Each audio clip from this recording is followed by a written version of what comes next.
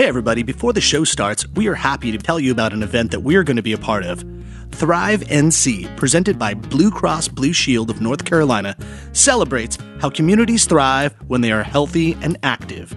Thrive NC is a 2-day event on May 10th and 11th featuring an immersive culinary experience with contributions from top chefs and restaurants, live music, and an opportunity to give back through community service. A collaborative summit will kick off the event to engage stakeholders in a meaningful conversation to address statewide food systems and challenges. But in the evening, Thrive NC will discover how food brings us together. They'll feature samples from top local restaurants and breweries with live demonstrations from well-known chefs such as Vivian Howard of Chef and the Farmer, Sam Jones Barbecue, Teddy Diggs of Il Palio, Andrea Rusing of Lantern, Chidi Kumar of Garland. Oh, and Ashley Christensen will be there too. There's going to be some great live music featuring Casey Tyndall, a tribute to the Johnny Cash TV show, Joe Kwan and Friends, and Jump Little Children. Join us Thursday, May 10th and Friday, May 11th at the City Market in downtown Raleigh. For more information, go to www.gothrivnc.com. We'll see you there. You're listening to the NCF&B podcast, part of the OG Podcast Network. The NCF&B podcast takes you behind the scenes of North Carolina's food and beverage industry. Follow us on Twitter and Instagram at NCFBpod. This episode sponsored in part by Food Scene. That's FoodSEEN.com, providing professional photography, social media management, video production, and website design. And now, enjoy the show.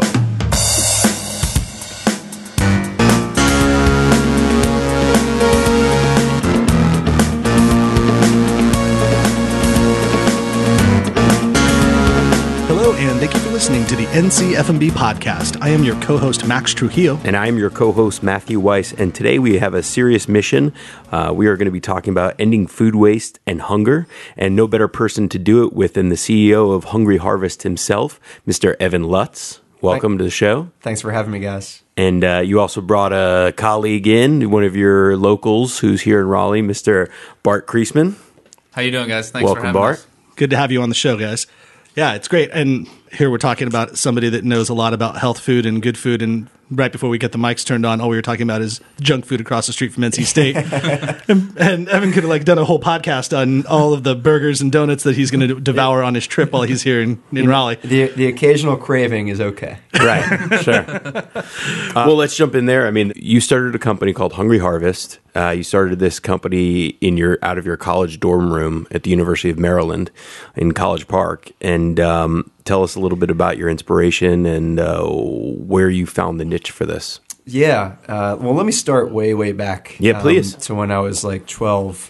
Was that 2009? What's the dude with the age? What's the ageism here? I'm just giving It's like him a hard constant time. theme. He's a young guy. Evan's a young lad, and he's a young CEO, and he looks young, and so Max is giving him a hard time. And we're all slightly jealous of that, but Totally. Well, we were making cocktails. We're drinking delicious cocktails, and I had to card him. They are delicious. And yes, I do look like I'm 12, so I understand this. But let's go back to you when you really were 12. When I was actually 12. So I guess doing math in my head, 2004, 2005, something like that. Anyways. I wasn't that far off. Man, now I shouldn't have said that. So when I was 12, I heard this story about my great-grandfather, who was a first-generation American. His name was Abe Lutz, and he was a farmer in southern New Jersey. And a little farm stand. I guess he was my great-great-grandfather. Early 1900s, had a farm stand in Philadelphia and grew produce in southern New Jersey. And since that time, nobody in my family had really been in agriculture, right? I heard that story when I was 12 years old, and I thought, how cool would it be to bring agriculture, something back to the Lutz family, right? I've also about the same time, I became obsessed with this idea of social entrepreneurship or conscious capitalism. You can call it a bunch of different things. Basically, the principle is using business to create social change, profitability and growth, using the same levers that you use to increase profitability or growth as you increase social change, right? So I went to the University of Maryland. Sorry, all Duke and NC State and North Carolina fans out there. I don't think you pose any threat at all to them. No offense to you. Well, listen, I grew up in a household where it was all ACC, right? Now we're in the Big Ten, but regardless, both my parents were from Maryland. Even my grandma graduated Maryland way back in the day in 1955. So we're really deep in my family. Go Terps? Go Terps, yes. Not the best thing to say on a North Carolina-based podcast, but you know what? It's each their own, right? It's fine. Well, I said it in air quotes. We didn't really mean it. It was more of a question mark. I don't think any Tar Heel was ever, or Blue Devil was ever afraid of a little terpin. You know what? When we used to play at Duke, they used to chant "Not your rival," right? That's how bad they felt for us. Right? Yeah, maybe in lacrosse. Yeah, right. So, anyways, when I was there, I studied business, and I started working for a nonprofit called Food Recovery Network. They take leftover college campus food made at diners, pizzas, pastas, steamed broccoli, stuff like that. Use student volunteers, then drive it down to soup kitchens, homeless shelters, food pantries, places where it can get redistributed and not gone to waste, right? And the genius of that model, just an aside, the genius of that model is using the most activist population out there, students, to create social change. So it's really good, well-run organization. We get approached by a supplier, a farmer, of surplus produce. So this farmer had about 20% of his harvest he couldn't sell every year. I had no idea why he couldn't sell it. He just said the apples are too big, or sometimes buyers cancel, or sometimes I'll grow too much. I didn't really understand all the farming dynamics of that. Anyways, he plowed under most years, and he said, this year I want to try and sell it. And what I was thinking is this stuff is on its last shelf life, it's on its last leg. It's not really going to be good quality. It's going to be moldy or whatever. Bad, rotten, etc. I was like, all right, we'll give it a shot. I think it might be a cool opportunity to help this guy out at least. And so the first shipment arrived. I decided to start this as a farm stand in the basement of a dorm. First shipment arrived, and it looked like stuff I would pick out myself at a farmer's market. This guy had picked it the day before. The cucumbers still had dirt on them, right? It was fresh out of the ground, and it was dirt cheap. It was helping this farmer out, and it was reducing food waste, right? So I was like, if I can just sell this, we might have a real business here. So this was my senior year. I start this farm stand. First week, 10 students. Next week, 20 students. Next week, 30 students. By the end of the 6 months, we had 500 people line out the door of the basement of a dorm, right? Wow. It just College exploded. kids buying farmer stand produce. The Amazing. last market you would expect to eat healthy is eating healthy, right? Yeah. Like we were talking about cravings before. Everybody wants wings. Yeah. But people really wanted healthy food. And there's a huge demand for that. So I said, you know what, this is exactly what I've wanted to do my entire life. This proves the business model. Let's turn that into something more sustainable. So in May 2014, that's when I launched Hungry Harvest, which is the home delivery model of that same idea. And so you're basically taking produce that is either rejected or overgrown for many reasons that, like you said, we probably still can't fathom or understand of why this produce, and maybe you can allude to more. I assume now you're more knowledgeable as to why this produce is rejected, and finding homes for this and finding good homes and also paying customers. Exactly. There are a lot of reasons why produce go to waste, and each is more ridiculous than the last. So let's go through a few. We had a kale farmer that we found in Florida. The first harvest of their kale every single year, they would plow under because the stems are too soft for their normal retail customers. Now, when you're cooking, nobody really eats kale. That's probably stems. a better thing, to be honest, Right. if you're going to cook, yeah. Right. You're cooking it, you're putting it in salads, you're chopping it up anyways. So we bought those pallets for dirt cheap. We're still paying that farmer 20% above his cost, so they're still making money. And we're reducing that food waste and delivering to our customers, right? We had a rejection of blueberries. So I want to clarify, none of our produce has ever seen the inside of a grocery store, right? But we do get rejections from grocery stores on occasion. We had a rejection one time that we got a call where blueberries were supposed to arrive in 6-ounce cases. They really arrived in 4-ounce cases. How dare you? The grocery store rejected the whole thing. Now these poor farmers trying to desperately find a buyer for that, or else the trucking company is going to take it to go to waste, right? So we bought it. We still got them a return on that product, and that's something we were able to recover. I have a question right there. Yeah. Why would that? Okay, so if they didn't call you or they didn't know you, they would just take it to a landfill? Like they wouldn't take it to a food bank at that point or somewhere where it could be used? It's costing the more time it's spending on that truck, the more money it's costing the farmer. Okay. And at some point, most farmers will say they'll try to cut their losses. And just say dump it. Yeah. I mean, they'll still try to sell it Okay. at certain points, but there is a point where they'll say, we're going to dump this. So if we had not bought it from them, the chances are that product probably would have gone to waste. Like a landfill or something like a landfill. It probably would not have gone composted because in order to compost it, you have to take all the blueberries out of those cartons. Likely would wind up in the landfill. Wow. Right. Which is like really sad because if you did just dump a bunch of blueberries into the ground, that's okay. I mean, it's not the best, but it's also not the worst. It's not the worst thing, but you throw all the Plastic cartons, the containers. plastics in it. Now it really is devastating. So now that we've heard a few stories, and I can get into some more, but let's talk about some stats around these stories, right? So how long do you think it takes a head of lettuce to decompose if you throw it out, into the woods? 2 weeks? I'd say, probably 2 weeks or so. It's about 2 weeks. How long do you think it takes to decompose in a landfill? Oh, man. I don't know. I have no idea. 14 years. Is that because it doesn't... 14 years. The heat and the compression keep that from decomposing the proper way it should. Huh. Right? And that's because it's not on the actual terra firma. It's on the ground. It's on other waste. It's in the middle of other waste. There's nowhere for it to decompose, basically. And heat and compression keeps it together, right? We're using, so it takes a while for this stuff to decompose once it gets, into a landfill. And it's also producing methane gas, which is a lot worse, about 10 times worse, in fact, for greenhouse gases than CO2, right? Yeah. The resources we're using to grow food that would otherwise go to waste are astonishing. Okay, 18% of all cropland in the United States is used to grow food that nobody eats. I did the math in my head. 40% of the United States is cropland. That's the size of Texas and California combined to grow food that nobody eats. So what's happening with that food?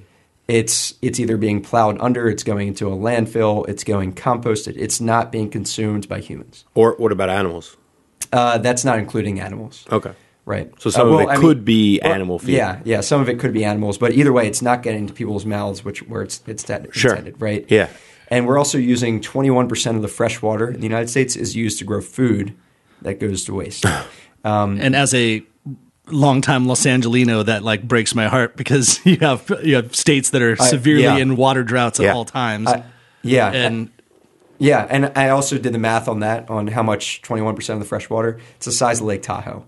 We're draining the size of Lake Tahoe to grow food that nobody eats. Not grow food in general, grow food that nobody eats. Yeah. Right, and there's a big difference. We don't want to say wasted food or food waste, right? Because who wants another helping of food waste, right? The moniker isn't correct. But when you say food that nobody eats or food that goes to waste, that brings an entirely different image in mind, which is part of what we're trying to do is re-educate people on what real food is supposed to look like.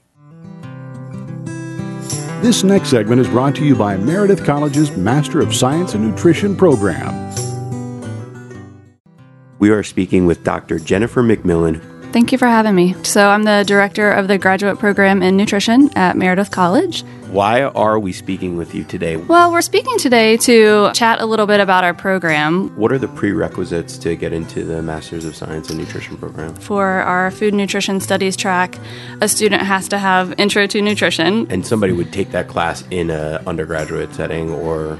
A lot of students come and they will take prereqs with us at Meredith because they're career changers, they've been in communication or they've been in engineering, and they say, oh, well, I've found that I have this passion for nutrition science.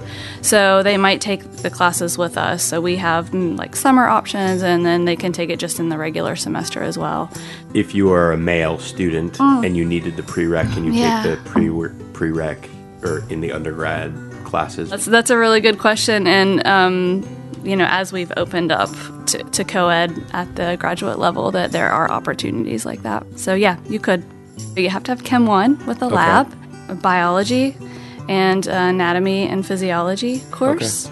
Because we're working with the body, we want our students to have an understanding of what happens during digestion, for example. we want to remember that a graduate degree is a master, right? It's a master's of science. So you're becoming a master in your discipline.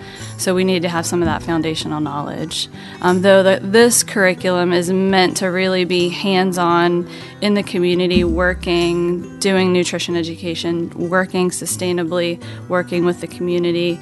It's nearly impossible to get out of an undergrad without having a statistics course, but that's the last prereq on that side, is just a basic undergrad statistics course. So anatomy, Chem 1 with a lab, Chem 1. biology, statistics, and nutrition 101. That's right. For more information about Meredith College and the master's program, you can reach them on their website at meredith.edu or click the link on our website at ncfbpodcast.com.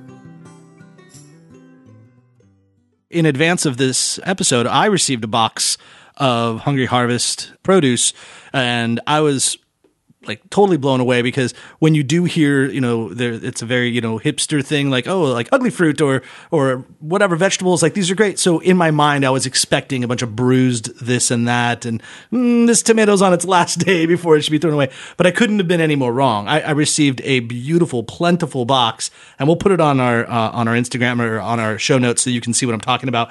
But specifically, I received a box that's about maybe like 1.5 feet wide. It's actually exactly 16 inches, so you're pretty close. Off by 2 inches. But inside the box, I received about 2 pounds of collard greens, which was amazing. Small, like potatoes. I had carrots. I had pears, plums, celery, eggplant, and broccoli. And because of all like the movie magic and the time when this was done, this was like a month ago that I received all of this. So talk about in the dates and times. This is like the longest winter we've had in a really long time. I received all of this great fruits and vegetables kind of in winter, where you couldn't receive a lot of great fruits and vegetables, or one wouldn't think. And I was blown away, and everything looked grocery store fresh. You just walked into Whole Foods and you got all these things, and it was probably originally designed to go to a Whole Foods, and it didn't make it there, but it made it to my house. And I'll get into it later, like what I did with all that stuff. But if that's an example of not just what you get, but an example of the food that goes to waste in this nation, it is like really unfortunate that such good product is being thrown away. Yeah. And you just touched on something really important. This is the reason why our brand is not focused on specifically ugly or imperfect food, right? Because it's not necessarily ugly. It's what real food looks like. So the example is, if you go in a grocery store, right, and you see all the carrots that are like matchsticks, they're shiny, same size, same color, perfectly straight. If you put a carrot that's crooked in there, nobody's going to choose that carrot because they think something's wrong with it. It has a defect. However, if you have nothing to compare it to, if you put 2 crooked carrots in a box, you have no idea that they're ugly, right? And in addition, we also just touched on something that the amount of food, the type of food that goes to waste, it's not necessarily because it's ugly or because it's on its last leg. There are a bunch of different reasons. It could show up to a grocery store in the wrong size case, or there can be something damaged on the outside of the case that is a reason why a grocery store rejects it. A farmer grew too much, or their kale leaves are too soft, or something like that, right? So it's not necessarily because it's ugly food. What we're really trying to do is re-educate people. If you went with your great-grandparents to the market 100 years ago, you went and picked out produce that looked like normal produce, like what you would see in a box. If you go to a grocery store today, we've been brainwashed to think that this is what all food should look like. Yeah. I'm trying to tell people that's not what all food looks like. If you've ever been to a farm, things grow all different shapes and sizes. Oh, yeah. Yeah, sure. So I don't want to mislead our listeners, because you are a for-profit business, and then you're trying to have a company and lead people and earn a living, but you also do a great amount for charity. And I wanted to bring up some stats and see how you help this is also, because, and correct me if I'm wrong, I'm pretty sure I have these from your site, but 20 billion pounds of food is, I don't know what the term is now that you've enlightened me, but if it's wasted or just food that doesn't go eaten, and then in turn flip that around, there's 50 million hungry in the U.S. Right. It's a huge resource misallocation. I'll let Bart speak in a second to what we're doing in North Carolina to help alleviate hunger. Okay. I want to touch on something you just mentioned about us being a for-profit. Yeah. It's my principle that businesses are the most powerful tool on the planet to create social change. Sure. Like I mentioned earlier, if you engineer a business that if you use the same levers to create profitability and growth as you do social change, guess what? We don't have to go out of our way to fight hunger or food waste, right? It's already baked into what we're doing every single day. Yeah. Right? So that's why we're a for-profit, is we can scale this thing a lot faster than if we were a nonprofit. I think businesses are incredibly powerful. But the statistics you just pointed to, it points to a huge resource misallocation. We are growing plenty of food to feed everybody, but not everybody is having access to healthy food. And the way I define food insecurity, everybody defines it a little bit differently.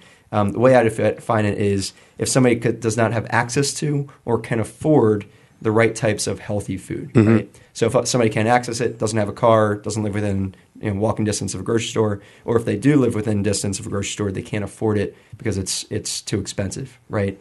And so we're talking about a sixth of our country that doesn't have access to healthy food when there's 20 billion pounds of produce going to waste. Yeah. And so our mission is to democratize healthy food. We want to make this accessible to everybody. If you have 15, 16, 17 bucks in an address, like you can get our box, right? And I'll let Bart speak to what we're doing to try and alleviate hunger as well in North Carolina. Yeah, so right now we're working with the Interfaith Food Shuttle. We have so much of this food in the system that we have access to. As Evan mentioned, the food waste numbers are astronomical. So farmers will come to us like, I have bins of these potatoes that I can't sell.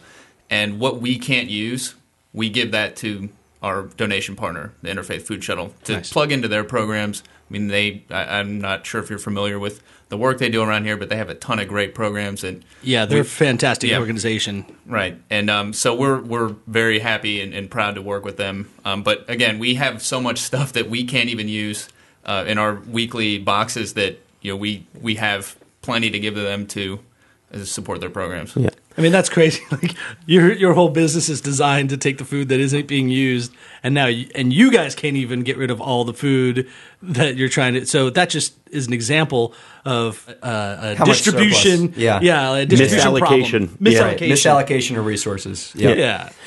Well, it's interesting to get to the business side of this business for a moment. And Max, we had talked about this, and we had a pre-interview with Bart before just to get some information that in the beginning, you guys were misallocating some funds as well in terms of giving away too much, almost, that your business wasn't able to be sustainable, right? Like you were giving away one box for every box sold or something outrageous like that, right? Yeah, we really tried to nail down this hunger fighting model of what we're trying to do. We were giving a box for every box that we were selling. Right. We found that just to get this, and that was when we were trying to get this business off the ground. A box to a less fortunate family for every one that you sold to a customer. Exactly. Yes. And we found that was just costing us way too much. And if we really wanted to make a lot of impact, we were going to have to cut back on that so that eventually we could donate a lot more boxes than the boxes we were donating before. Yeah, because if you keep giving away boxes, you're going to go out of business, and then you're not going to affect any social change. Exactly, right. So this is where we've developed a program called Produce in a Snap. And so there's certain sects of the population, right, when you talk about income. There are people that can't afford anything. There are people that are on food stamps that can afford something but can't afford to go to the grocery store. And there are people that can afford to get our boxes, right? So we have programs for all of those, right? And we have this program called Produce in a Snap, where basically we're partnering with schools. Right now it's in Baltimore, and we're moving to D.C. We'll be in Raleigh very soon, but that's a TBD announced date. We partner with schools that are located in food deserts or have a high food insecurity population that attends them, and we sell our produce basically at cost, right? And what this does is a number of different things. One, it involves the school and the community. They center around produce. Two, it allows students to actually run these stands. So students are getting really good business experience and getting their hands on produce, which is really cool. Our headquarters office is in Baltimore City. And a couple miles away from our headquarters, there are kids that have never tasted a strawberry before, right? The problem is just atrocious up there, right? And that's what we're trying to solve. And we want to move this Produce in a Snap program to everywhere we're going, so that this mission of democratizing healthy food, of making it accessible for everybody, if people can't afford anything, if people can afford something, or if people can afford our Hungry Harvest boxes, that's the true model to fight hunger. It's not just donating a box for a box. We've tried to encompass basically everybody into this system of fighting hunger. And so when you say food desert, for those of the people that don't know, I mean, it's self-explanatory, but places where people don't have access to food, for a realistic, tangible definition, it's lower income or little to no income. Yep. And so I think Bart said it to us before. The thinking behind that is also for people's own self-worth, paying for something is always better than getting it for free. Right, that's part of the thinking behind setting up these stands as well. It's a lot more empowering to purchase something than it is to get it for free. People don't necessarily want to get things for free or want handouts. There's shame associated with that. Yeah, they want to be able to purchase something. And you know, the statistics around hunger are also astonishing in that who is going hungry? It's people with full-time jobs and part-time jobs. At least in the state of Maryland, 40% of people on the Maryland Food Bank Subsistence Program are 185% of the poverty line. What that means is they don't qualify for federal aid, yet they're still not able to get healthy foods, right? And so these are individuals that either on disability or they have full-time jobs. It's not just homeless people. It's not just people that have no income. It's people that are working that can't get the foods that they need to live a healthy lifestyle, right? And so those people, there are a lot of people out there that really want to be empowered with purchasing produce, and that's why Hungry Harvest exists, is to fight that problem. This segment is brought to you by the Triangle Wine Company. Visit Triangle Wine Company stores in Morrisville, Cary, and Southern Pines, North Carolina. Or order your wine and beer online at trianglewineco.com. And be sure to use our promo code NCFB to receive 10% off your purchases. Triangle Wine Company.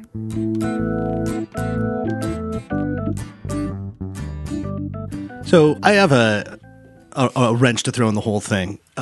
When we're talking about people that don't have enough money to, say, purchase carrots or eggplants or celery or whatever. Kale. Mm-hmm. Yeah, very soft stem kale. Yeah. Soft stem kale. They can afford that now. Yeah. Right. Thanks to Hungry Harvest. Yeah. Well, it seems to me, just by looking at our communities and wherever you go, that people can afford to buy a 69-cent burrito or a 99-cent hamburger, and it seems like that tends to be the item of food choice that happens. My high school, when I grew up, it was not in 2009 or 5. But when I was going to school, we had off-campus lunch. You know, you could go wherever to eat, which sounded like a great idea. It was more like the school didn't want the burden of having to feed the kids. They're like, use your parents' money and go across the street to, and I'm not making this up. These were my food options: Little Caesars, McDonald's, Jack in the Box, KFC was there a lot. Like, basically that was it. And then guess what we had at our actual high school? Pizza Hut and Taco Bell. Those came fresh every day. We'd smell the pizzas and the burritos coming in. You're really stretching the word fresh there. Yeah. But that was a typical, and that was in 1995, right? That was when I graduated high school. In 1995, that was the business model for high schools to feed their children in San Jose, California. And I was in Saratoga. This is an affluent neighborhood. I was bussed in, but this was an affluent neighborhood where you wouldn't expect that to happen there. And that was the basic way of thinking. And to be honest, that's like how I think of, if I got to get a quick lunch, I go to Taco Bell or I go to like McDonald's, and I've done that so often. And I feel like that is the problem with, if you do have a little bit of food, it's so much easier to get a fully prepared happy meal with chips and a drink and fries, and let's be honest, I mean, a Big Mac is delicious, you know, it's just, for whatever you want to say, it tastes yummy. And so it's so easily accessible. So I feel like that sometimes is the bigger problem, is the alternative is so easy to get. How do you feel about fighting that fight? So two things. One is market education is a really big part of what we're trying to do. You know, actually, so the state of New York required to put on every menu in like a fast food or I think every restaurant, the calories that are associated with that certain meal. And what people that were lower income started to do is they heard, you know, we need 2,000 calories a day. So they ordered, they figured they need to get to that number. 2,000 mark, yeah. Right. They need to get in one meal. In one meal or 2 meals. 5 bites. Right. And then they think they're good. And that's a huge problem with education of like, you're getting the caloric intake, but you're not getting the right nutrients, right? Right. So piece number one is market education needs to happen for especially people that are low income and haven't had access to produce their entire life, right? The second thing is I think we've proven through our produce and SNAP sites that if given the choice, people will choose to eat healthy, right? Mm-hmm. That goes a lot against common thinking when you see a bunch of Pizza Huts and Burger Kings on a street in a food desert. But given the choice, given access, people will choose to eat healthy if they're educated enough about what this produce means to them. And so that's what we're trying to do is give people access to produce and also educate them on what we're trying to do and why this is good for them. So how do you educate somebody because it's been documented and I could easily see it, and just to Max's point, and I'm somebody who eats relatively healthy, like if you're on the go or you only have a couple of bucks in your pocket or somebody who might be less income fortunate and they're hungry and you can get a burger or a Big Mac for $1.99, well, you're going to probably choose that a lot of times. And then there was that Jamie Oliver show. He showed kids in school, young kids, what goes into chicken nuggets and how to make them and like all this, gross parts of the breast and meat and schmaltz. And, it's not appetizing, especially when you see it. But then when they came out, they look like this crispy brown little nugget that looked delicious. And even though the kids all saw that, and then he prepared like a healthy meal side by side, they didn't choose that. Now, granted, they're kids and they're not educated, but I'm just wondering, how do you reverse course in thinking of those things? Because that's a super uphill battle. Yeah, and I think the market education piece is really important because it's more than just access. The most important thing here is that people have access to produce. They can get it in the first place. Yeah. Because even if you educate people on produce and why it's healthy for them or that they should eat it, if they don't have access, it doesn't matter, right? So the first piece is access, but the second part is education. And so we partner with a few different partners in Baltimore City to try and educate lower income families on like how to eat healthy, why it's important, and then teaching like cooking classes, right? Like teaching people how to cook with certain things, the nutrients of each, and making sure that they understand. If you buy, it's like $7 to $9 our bags that we sell at produce and SNAP sites.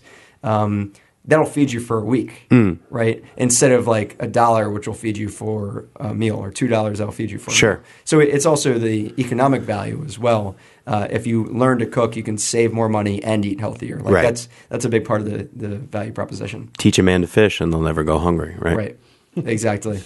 Yeah. Well, so I'll get back into like thinking of just the Hungry Harvest in general and how it works. It was pretty cool. So going back to the box that I received, if you order your food it's an online service essentially. HungryHarvest.net, yep. You sign up, you receive it. I think, what is it? You order is it Friday and you get it by, what's the typical order? It's typically Wednesday? Thursday. In Raleigh. We're tightening it up here. Yep. Sure. But basically you put your order in on one day, and then a couple days later you receive the box delivered to your house.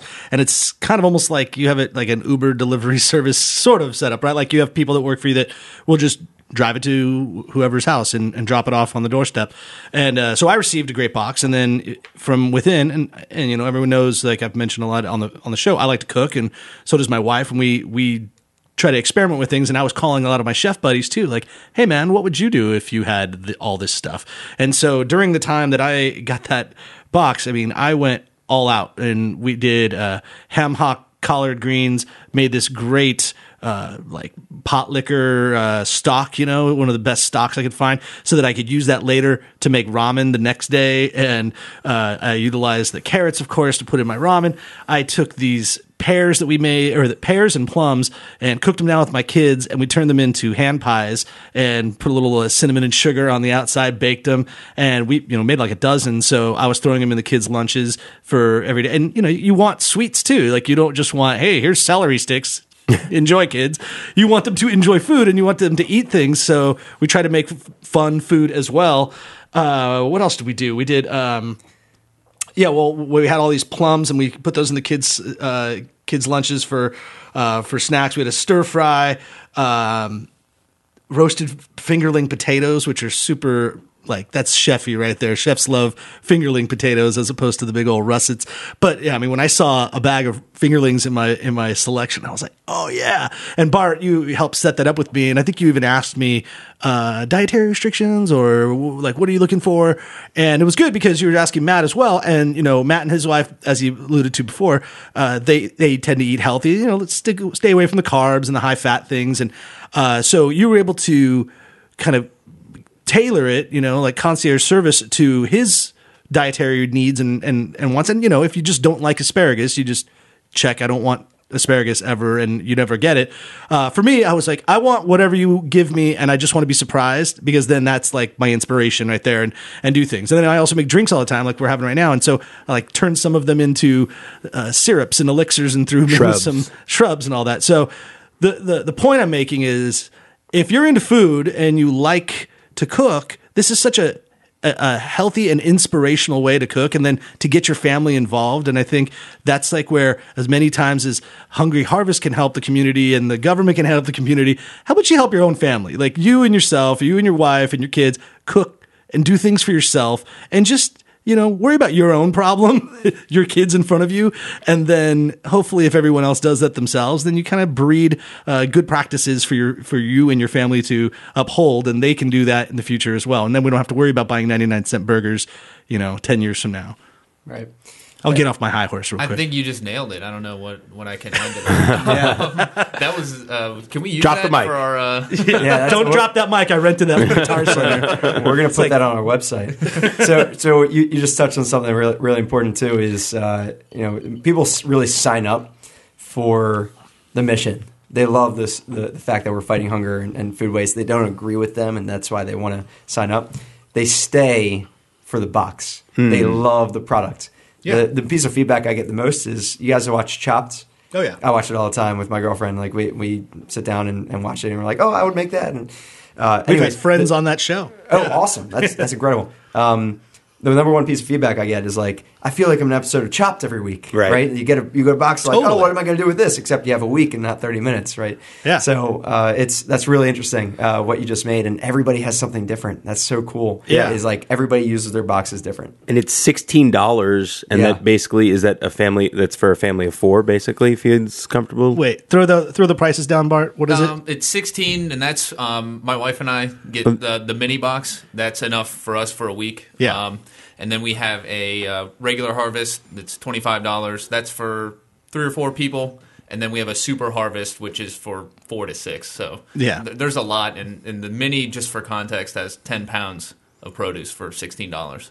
Yeah, I made it a point to use every single bit of that box, kind of on purpose, for this whole point. And for a couple, and then 2 children that are 5 and 8, that fed us for about 4 days, but I mean, we were like cooking hardcore with it. And I wouldn't say this is a supplemental or this is an additional process to everything else you get. Because of course, I mean, you guys only supply so many things. But I mean, I can't get my ribeye steaks in your box or so, but you do also, you can get like what, cheeses and coffee. Are you doing coffee now? We're trying to get coffee in the area. We do coffee in our other markets. I know a guy. After the show, we'll talk about that. We'd love to use a local coffee supplier. And right now, a good word from our sponsor, Larry's Beans. Thank you, Larry. Good plug. He got his value out of that one. No, but a lot of these products, too, that we carry in our add-on market. So we have cheese. We do Videri chocolate. Oh, yeah. Nice. We have, granola, yogurt. So are you aware of what short code is? Oh, you actually mentioned this to us, but say it again because I'm not. So basically, grocery stores won't accept certain foods if they're within a certain amount of time of their expiration date. So, for instance, if something's within 6 months of an expiration date, a grocery store is like, well, that's too much risk. We're not going to carry it. And so that's crazy. They give, we have the ability to get that out to our customers within a couple weeks. And so the expiration dates that short are not even an issue for us. Right. Yeah. And you're not buying like cheese or whatever and sitting and just leaving it in your refrigerator for 4 months. It's get to it. And something we're doing that's pretty different than a lot of other companies out there is, you're right, we're not a full grocery store online. Something we're doing that's different is every item we add on our add-ons marketplace has an impact. So it's either fighting food waste or hunger in some capacity. We partner with a bread company that's a similar situation to Shortcode. They have to buy back all the bread that has less than 3 weeks left of shelf life. Which really it has 8 weeks left of shelf life, but they have to buy it back if it has less than 3 weeks suggested left. The arbitrary date they put yeah. on, right, that they force them to put on. And we sell it to our customers, and they're like, we love this. We sell it for a discount. We also partner with another bread company that actually donates a loaf for every 2 loaves that we sell. So my point being, we're doing something that's impact driven. Every single part of our business has impact, even to how we pay our drivers, right? I'm sure we're all familiar with Uber and Lyft and whatnot, and the gig economy and the shortcomings that are associated with that, with drivers not earning what's equivalent to $3 an hour or something. And we pay our drivers really well, so they're actually earning between $15 and $20 per hour. Independent contractors that they're working for us. So, point being, everything we do is we're trying to make an impact. We're not just a business that's out here to make money. I'm sure there are a lot easier ways to make money. We're out here trying to make a difference. Yeah. And that's really our focus. So that brings me to a question and you guys also post some tips on your site about the average family or the average consumer who definitely we're all guilty of it. We have stuff in our fridge or we overbuy at the grocery store. What are some tips at home that we can do just to help with this problem and not waste food? The crisper drawer. Yeah. Everybody knows that. I call it the produce coffin because you open it after 2 weeks and you're like, well, everything here is moldy. Yeah. Right? There's actually, produce wants to be stored in different environments. Mm-hmm. We have a resource coming out that's going to be our produce storage guide in a few weeks. There's a great website on the NRDC, National Resources Defense Council, that tells you how to sell produce, how to store produce in the proper environment. Potatoes and onions don't go together. Apples produce a lot of ethylene, so do avocados. So how you store produce is really, really important, right? The crisper drawers is the number one thing that where produce goes to waste, the produce coffin. Everything just gets moldy after 2 weeks. You know what you put in the produce drawer? Beer. Yeah. Seriously, that's I put deli place. in my produce drawer, right. actually. Yeah. So, but beer works too. Beer's cool because, vegetables and all that. And this is the other thought, and maybe this is even psychological, but if you put all those vegetables in a drawer and you can't see them, out of sight, out of mind. You might forget about them. And totally. Even if the crisper was a great place to put them, if you don't see them, you're not going to use them. Right. You guys are in my house, and upstairs, we have fruit bowls everywhere, and we keep our potatoes and our onions and our lemons and our limes all on tabletops, so we can see them. If it's accessible and it's in front of you, you'll do it. Don't hide it away and then find it, 2 weeks later when you're like, oh, shit, I just wasted all my money on that. Right. Totally. Right. Very good tip. I mean, you can make stocks, freeze them. You can freeze a lot of fruits. There's a lot of different ways to prolong your produce. The tips of everything you store in a bag. So carrot stems, onion, even the onion wrappers, everything you store in a bag. You freeze it, you cook it down into a stock, and it makes the most beautiful, delicious stock. Yeah, you can freeze that and have that for future. You can use everything: soups, dishes, whatever you want to use. Nothing that's grown on a plant of fruits and vegetables is meant to go to waste. Even apple cores you can use. I mean, there's a lot of different ways you can use produce that we usually don't eat. Mm-hmm. Right? Actually, my favorite party trick is finishing an entire apple. So the core and everything, except for the seeds. That. So you eat, instead of starting from the middle, you start from the bottom, and you work your way up to the tip, and you eat the entire thing. We'll have to get that on video and Instagram that out. I think that'll be our most clicked on, viewed on thing. That's happy to. On Evan's Tinder account, that's one of the things he's going for. Yeah. I have a girlfriend. All right, I don't have a Tinder account. Putting that out there. It's Lauren, suspended. Please, it's postponed. It was 5 years ago. Yeah. So a couple of things, and maybe you can answer this. And Max, I know you feel strongly about this as well, but both of Max and I have worked extensively in restaurants over our careers, and there's a ton of food waste in restaurants. And a big part of that is not that restaurants don't want to give back to the community, but there's so many legalities that people are, for example, if, we were to take food out of the restaurant that didn't get eaten and donate them to somebody, and that person got sick, well, they could sue your restaurant for millions of dollars or lots of money. And so a lot of restaurants don't do that. So I'm wondering if you had some thoughts or ideas on how we could improve that. Actually, I was at a let's panel dispel that myth. where Max was in the audience, Yeah. and there was a little bit of confusion around that as well. And one of the very passionate food waste conscious members of the audience, raised her hand and said, "No, that's BS. Those laws are not in place at all. It's actually an excuse used so restaurants don't have to deal with all the logistics and the work of getting that food. I mean, you've worked in restaurants. It's hard enough just getting through a night without, falling over. So that extra little bit at the end is tough.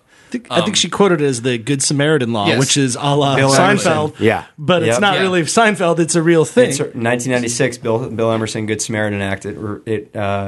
What's the right word? It absolves you of responsibility. Absolves, right. Yes. Absolves you responsibility, any food donor, right. Really? Yeah. I mean, because we used to have, I remember one of the restaurants I worked, they would have whatever the equivalent was in the city of the Interfaith Food Shuttle come to pick up stuff at the end of the night because then it was like their liability and they were checking everything to make sure. But Yeah. And there's a lot of good organizations around that are working to close those gaps as well. I was at a meeting with Don't Waste Durham a couple weeks ago, and they're trying to create relationships with restaurants in Durham to, at the end of the night, make sure that people have access to these foods so that they can be eaten and not thrown away. So that's becoming, again, that's another educational thing. We're trying to dispel these myths and trying to come up with a solution. So that's not necessarily what we do, but we want to hope to be part of that solution as well. that's just so frustrating to hear about how many people are hungry, food insecure, and we have all this great food that literally just goes to waste in our restaurant. And not intentionally, but just Well, byproduct. remember, and it brought me back to, I worked for Wolfgang Puck for 5.5 years in Santa Monica, and Wolfgang is known for doing a lot of catering all around town. He does like the Oscars and all. And every time there was a new movie premiere, Wolfgang caters it. Well, there was so much food that didn't get consumed. And so, one of the restaurants I ran or was at would almost be like the commissary. Like we would do all the food for these events, and then all the food would come back to the same restaurant that wasn't consumed.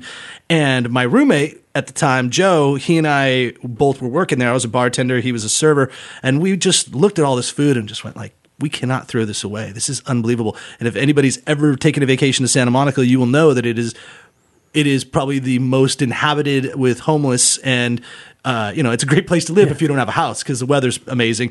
But it's still a really sad epidemic of people that are, what's the new term is urban campers. I just heard that. I'm like, can we stop trying to give a great name for something that is not a great situation? What's wrong with homeless? Yeah, You don't have a home. yeah. Urban campers. Urban campers. So we would steal all the food at the end of the night and throw it in the back of my buddy's Jeep and drive down to 3rd Street Promenade at about 11 o'clock at night and just basically honk the horn and be like, hey, we got food, everybody. And all the homeless from wherever. And it was really sad because you'd see, people think in your mind what a homeless person looks like. And you're thinking of somebody that's like grizzled, probably in their 40s or 50s, got a long beard, long hair, dirty, smelly. Yeah, those guys are there. But what's also really sad is it was 18 years old, a young girl that's 26 and pretty, and you're like, why are you on the streets? And everyone's got a story to tell, and something led them to be there. But whatever it is, they need to eat. They need something. And so regardless, we would put this food out. People would come by, get all this food. We felt good about ourselves. We were like, hey, and we didn't do it so that I could talk about it 20 years later on a podcast. We just did it because it needed to be done. And when our manager caught wind of us doing this, maybe after like the 4th or 5th time we did it, he's like, hey, no way. You could send Wolfgang Puck LLC into the shitter if somebody like choked on it or whatever. Like, you can't do that. So we had to stop doing it, and they were like watching us because I think we attempted to do it again after we were told not to, but we didn't. We weren't allowed to do it because of the fear of the legalities of doing that. And really, it is BS. It's just so that you don't have to implement it, or every restaurant would feel compelled. Feel obligated, yeah. But I feel like in the community that we have, I can't imagine that people wouldn't want to pitch in and do that. It's just logistically of like, okay, yeah, finding a 3rd Street Promenade where there is a higher population of urban campers. Well, my sister-in-law just visited from Los Angeles, and we were just driving down the street, and we saw a homeless person here in Raleigh, and she goes, oh my God, you guys have homeless here? And I said, yeah, I think he's the only one. And I mean, I made light of it, but I mean, it's not as common an occurrence here. I'm sure in Baltimore, where you're from, it's it's a a lot bigger of a commonplace. But wherever the weather's probably nicer, you probably will have people that are living outside in their urban campgrounds. But yeah, I mean, it's an epidemic, and it needs to have some help. And at least guys like you, Evan and Bart, you guys are working towards finding some solutions. Yeah, I think if people have food, that's the first level of the hierarchy is like food and water. Do people have food and water? Right? Yeah. And then it's like shelter and safety, right? If people have food, then a lot of other problems can be resolved. People don't have to worry about that, right? That's the whole thing about food insecurity. You're not secure where your next food is coming from. So if we can absolve that through Hungry Harvest's various programs, like that's going to make a big impact on our society, and that's exactly what we plan on doing, is expanding this nationwide so that we can solve it. The thing that a lot of people don't realize about food banks, right? If you're a lot of people are part of a synagogue or a church or school that runs a food bank, a food drive, right? Mm-hmm. And what do people donate? Canned goods, peanut butter, bread. Bread's probably the most perishable thing on there. Food banks don't get a lot of fresh produce, right? And that's why we're focused on making sure that food banks do have fresh produce, like our partnership with the Interfaith Food Shuttle. We have a bunch of partners up in Maryland, and we're in Miami. We're going. We're in Philly as well, and so we're really trying to make sure that not only customers have produce, not only people that are recipients of produce, and the SNAP has produce, but people that can't afford anything and have to go to the food bank, they have fresh, healthy food as well. It's awesome.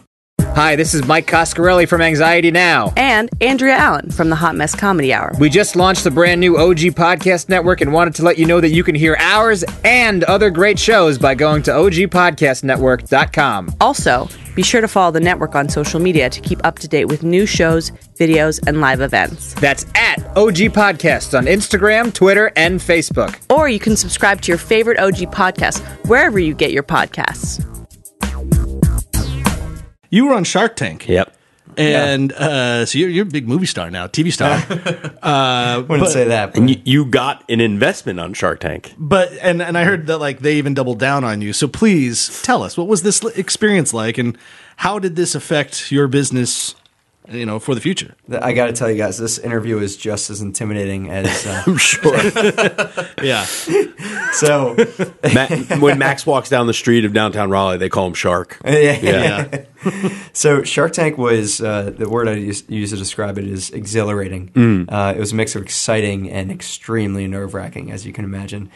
Basically, there's this very long process. 47,000 companies apply, or 45, or whatever it is. 160 actually get chosen through a bunch of different rounds. We were lucky enough to do that. They flew us out to L.A. 140 actually film, so the 20 don't, and 120 actually air. I actually know personally two companies in Baltimore that went on Shark Tank, filmed. One of them got a deal and never aired. Oh, wow. And it's like it never happened, right? So my point being, it was extremely lucky that we were there. There's nothing I could have done better or worse. Like, very, very much luck-driven. Anyways, we fly down to L.A. That was my first time in L.A., and I was there for like 3 days. The first day, you get there, you go to a studio all day. They drive you there, and basically they're like, well, we can knock on your door at any point, and in an hour you have to be ready to go on Shark Tank. In the 3 weeks between, I found out that they were flying us down, and when we were going to air, I watched every single episode of Shark Tank, wrote down every single question they ever asked, and wrote down an answer that I could respond with. And you're still telling us it's luck. That you're maybe the deal wasn't luck. Okay. Maybe that was practice, but actually getting on the show. Yeah. Right? I admire your humility. Thanks. And so I memorized those answers, not to the point where, like, if you memorize something for a test, you have time to, like, oh, what was the answer to this? We're at the point where, like, if somebody asks me a question, I can think about it and emphasize the exact points I want to say it. Everything on that show, don't get me wrong, was absolutely memorized, and nothing was, like, spur of the moment, something that I haven't said before, right? So I practiced a lot. So they knock on your door in an hour, and they say you could go on. It was like 7 p.m. I'd been there since 6 a.m. They knock on my door, okay. okay, we're going to try and squeeze you in. And I'm thinking at this point, hold on, the Sharks have been filming for 13 hours. Like, what is their mood going to be when I'm going on that show? Hungry Sharks. So I get dressed, I get ready, get pumped up, start meditating / listening to Rocky music at the same time. It's this weird mix of trying to be zen. Yeah, it was a weird mix of trying to be zen, calm, focused, but also being pumped up as hell, right? So I get all ready, go over to the main studio, and they say, guess what? We're going to air you tomorrow morning. I was like, oh, God. So I woke up. Do you have to sleep on that after you're all pumped up and everything? I did not sleep that night. Yeah, I bet. Yeah, I tried to, but I did not. Woke up at 5 a.m., got 2 hours of sleep. I was like the first one to go at like 7 a.m. or something. And they do this thing where you're standing in front of these doors, and they do a countdown where they're like, doors opening in 10, 9, 8. And my heart was going like seriously, pounding. I thought everybody could hear it. I thought I was about to pass out. They open the doors, walk out. You stand in a spot. They do what's called beauty shots, not of me, of like the produce. Like nobody wants to see my face. Everybody's looking at the produce. That's not true. Yeah, and then for like 30 seconds, and then you're standing. Actually, from me to the Sharks is maybe 20 feet, 15 feet, a lot closer than it looks on TV. It seems like they're really far away. No, you're very close. Okay, you could see whites of their eyes. You could see. You're very close. Right? They can see your sweat. They can see your sweat. They can see me shaking. Yeah. They can see my mouth drying up, right? And so a producer off camera says, and begin. And I began with my pitch, something I'd practiced quite literally 500 times before, like the 90-second pitch I gave before they started answering Q&A. And then about 35 minutes later, I got a deal with Robert Herjavec. And there was some intense moments during that pitch where Mr. Wonderful was my target, actually, because he had invested in Plated, which is kind of a similar business model that we have, or at least in the same, sort of the same space. Yeah. And I would have been fine with that. Obviously, anybody getting a deal on Shark Tank would have been cool. Sure. And so Robert, I asked for 5% for $50,000. Robert was the first 5% one. 50,000. $50,000. Okay. This was a few years ago, yeah. And Robert was the first one to make an offer for 10% for $100,000. And at the time, I was like, wow, that's awesome. Only one shark was out, Barbara. And I was like, what if I could hear all the other sharks, what they have to say? Because if somebody's offering that first, like, what is this going to accumulate to, right? Mm-hmm. And so I was like, thank you, Robert, for that offer. I'd love to hear the other sharks as well.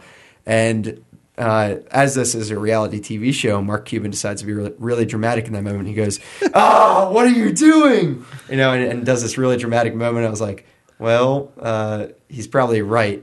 What I remembered at that moment, Mr. Wonderful was about to make a deal. He was going on and on. In the show, it was like 30 seconds that he was talking. In reality, it was like 5 minutes. He was going on, well, I could do this. I don't really want 5%. And I was like, you know what? In that moment, I remembered more often than not, entrepreneurs that say no or want to hear other offers than the first offer walk out of there without a deal than ones that just accept it. So I cut Mr. Wonderful off, which is a big no-no.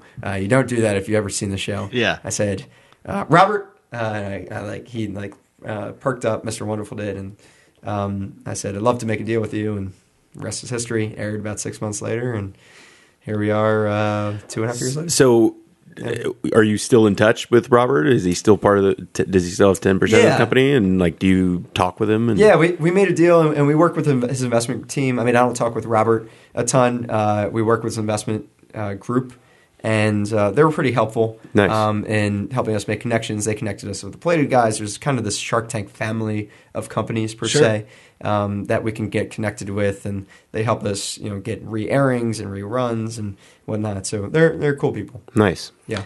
Yeah, and did that just money wise? Did you just at some day they just transferred funds into your business?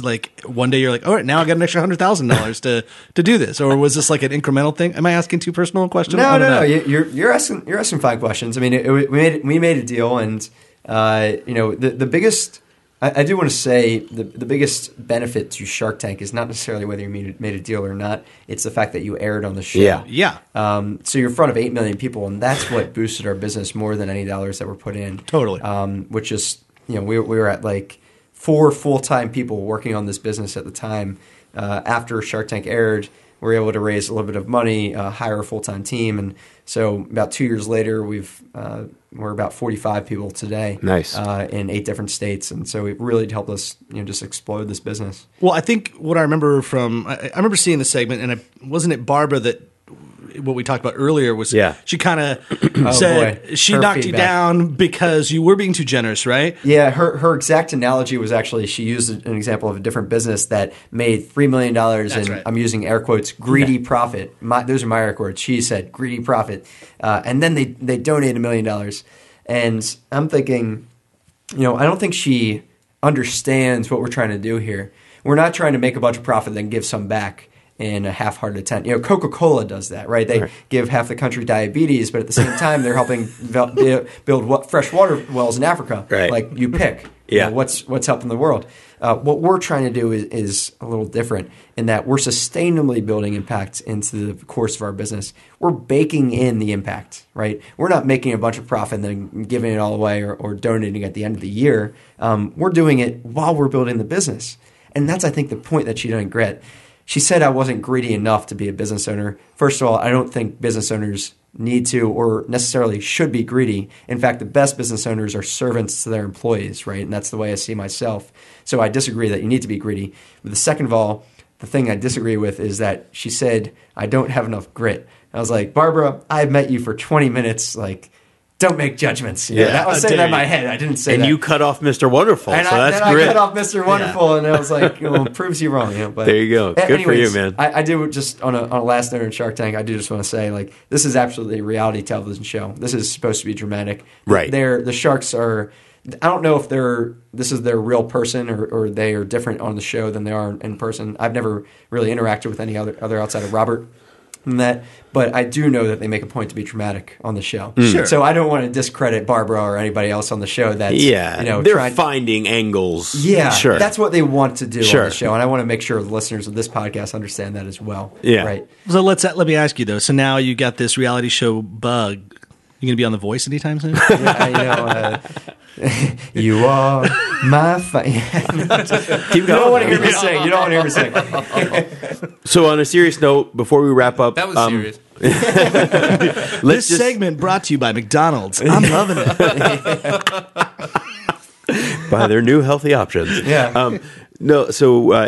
If you're listening and you're intrigued by Hungry Harvest, you can go online to Hungry Harvest. Go ahead, Bart. You take it from there. HungryHarvest.net /NCFB. Use the code NCFB at checkout, and you'll get $5 off your first box. Woo! That's awesome. Yeah. And basically right now you're set up to do pretty much all of Raleigh and some of the outer areas you're getting to. Raleigh, Durham, Chapel Hill, Cary, almost everywhere in the Triangle. Okay. And we're expanding all the time. So if you don't live in those areas, get on the wait list. And if we get enough interest in a zip code, we'll open that up soon. Within a couple weeks. Just deliver it to my house, and I'll go drive it to your Max house. Will take it. Sure. Yeah, I will not do that, by the way. In his big F-150, just guzzling gas all the way down the 40. I actually squeeze cheeseburgers into the gas line. That's how it runs. You put a biodiesel on there? Yeah. And then, so you're in Maryland. What other states are you in for people? Pennsylvania, New Jersey, Delaware, Maryland, D.C., Virginia, North Carolina, Florida,